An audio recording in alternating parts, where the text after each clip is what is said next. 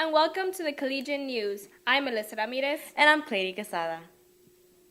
The TSC Board of Trustees has rejected a counter-proposal aimed at reuniting the college with UT Brownsville. Alejandra Gonzalez has the story. The Texas Alamos College Board of Trustees has voted 4-2 against a counter-proposal that would integrate TSC and UT Brownsville and have the state or the UT system assume the college district bond debt. Special meeting Tuesday morning, trustees also voted 4-2 against calling for an election by the voters of the TSC district on the proposition of unification. Mr. Oliveira, and a second by yourself. So all in favor of sending the counter proposal, say aye. Aye. David and Dr. Robles and Mr. Oliveira are in favor. All against? Aye. So for the record, against. Trustee David Oliveira, who made both motions, said the UT system was willing to assume TSC's bond debt and to lower tuition and fees on all vocational and occupational program degrees. Trustee Rene Torres said that in the current partnership agreement, it states that the UT system is responsible for paying rental fees, and it has not. David Oliveira continues to say that the UT system doesn't owe us this money. Well, under the partnership agreement, UT Brownsville has an agreement with TSC to pay for rental and leases. The UT system is under the University of Texas system. So as far as I'm concerned, and according to his cousin, Ben Oliveira, the UT system is the one that owes us the $17 million. Attorney Dan Renfro, who resigned a day after the meeting, clarified what the original agreement states and answered Trey Mendez's questions about arbitration. This and we argued back and forth. I can't tell you how much I wish Mr. Todas were right. The UT system owes the money, but the lease does say that it is subject to funding. There's no question that the lease was underfunded, but the lease also says that it does not create a debt. And so in the legal sense, there is no debt. Were we underpaid? There's no question about that. Should we have been paid for by the state? Yes. But is it the kind of debt that you can sue and get a judgment? In my opinion, no. Yeah, what about the arbitration? We're only asked about arbitration by March 2010. That has not taken place. No. Can you tell us a little bit more about that? Well, the bill that was passed said that the parties would arbitrate it. The parties have attempted to resolve it, and that would have been resolved through the partnership agreement that was before the Board of Us and rejected. So that arbitration has not taken place.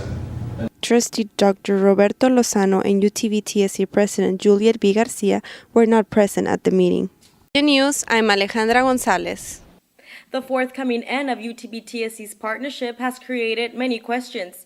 UT System Chancellor Francisco Cigarroa was on campus Tuesday to answer some of those questions. Francisco Garza has the details. UT Chancellor Francisco Cigarroa answered questions from the Student Government Association. Cigarroa, along with the UT System transition team members, Executive Vice Chancellor for Academic Affairs David B. Pryor, and Vice Chancellor and General Counsel Barry Bergdorf, visited campus March 21st. I felt very compelled to come over here and speak to all of you. First express to you the University of Texas commitment to Brownsville, and that it's undeniable in our commitment about not only continuing to stay here in Brownsville, but also building a four-year university of first class. That is my pledge to you. SGA President Jorge Munoz asked if both entities would be accredited by the time the partnership is dissolved. We've written to SACS, which is the accrediting body, the Southern Association of Colleges and Schools, and expressed to them the vote with the TSC board, which means that we're going to pursue unwinding the partnership.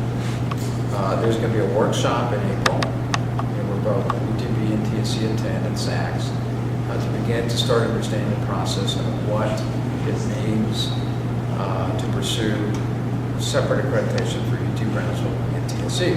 Now, UT Brownsville will provide the accreditation for the community college, okay? until SACS makes a determination based on what TSC does. Munoz felt the meeting was helpful and was happy UT had a set date they wanted to be done by. I like the fact also that they have a set date. They said that they wanted to be done with the unbinding of everything by 2012, which that's great because it's kind of a little short notice. It's a year from now, but at least it means that they mean business, and that they're ready to do what they need to do, and they're not going to wait till the last minute to get everything done. Cigarroa and his team met with the Academic and Staff Senate afterwards. He came in and he addressed the group. He said he wanted to come talk to us eye to eye and reassure us that the UT system supports UTB and that there is a commitment to continue and to build an institution. For the Collegian News, I'm Francisco Garza. The Texas Southmost College Board of Trustees met Thursday. Alejandra Gonzalez reports. The Texas Southmost College Board of Trustees is moving forward on its separation from UT Brownsville by authorizing its transition team to draft a job description for a president for the college. During its meeting Thursday night, the board also approved a contract with John Anthony, who will join the TSC transition at a compensation of $100 per hour. Robert Ferguson, who was hired last month to lead the transition team, gave the board a progress report. I believe that the role of the trustees is to make policy. It's not that of us that are retained as consultants.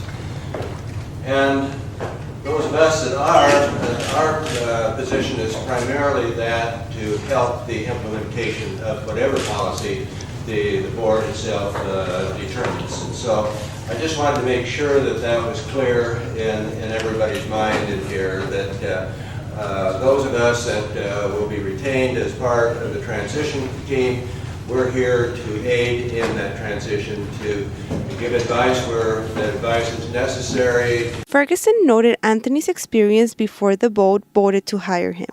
Engage Dr. John Anthony as another member of the transition team. Dr. Anthony has credentials that I don't have, and that's he has worked and been president of several community colleges. So he has the direct experience of the community college, where mine is with four-year institutions, but where I developed a real appreciation of the interrelationships that exist between a local community college and a four-year institution. How those relationships tend to be synergistic. They each one helps the other one, and over the long haul, it's very beneficial to our community to have a strong working relationship between the community college and the region, as well as four-year institutions. So, Trustee David Oliveira questioned Ferguson about his fees. What are the terms of your contract? I mean, how much? What are your fees? The compensation level is $150 an hour, and we have a cap on that per month of, what was that? Was it $10,000? The trustees also approved legal counsel invoices, but they did not disclose the invoice total or who was being paid. Trustee Dr. Roberto Robles and UTB TSC President Juliet B. Garcia were absent from the meeting. The next TSC Board of Trustees meeting is scheduled at 5:30 p.m. April 28th in the Gorgas Hall boardroom. For the Collegian News, I'm Alejandra Gonzalez.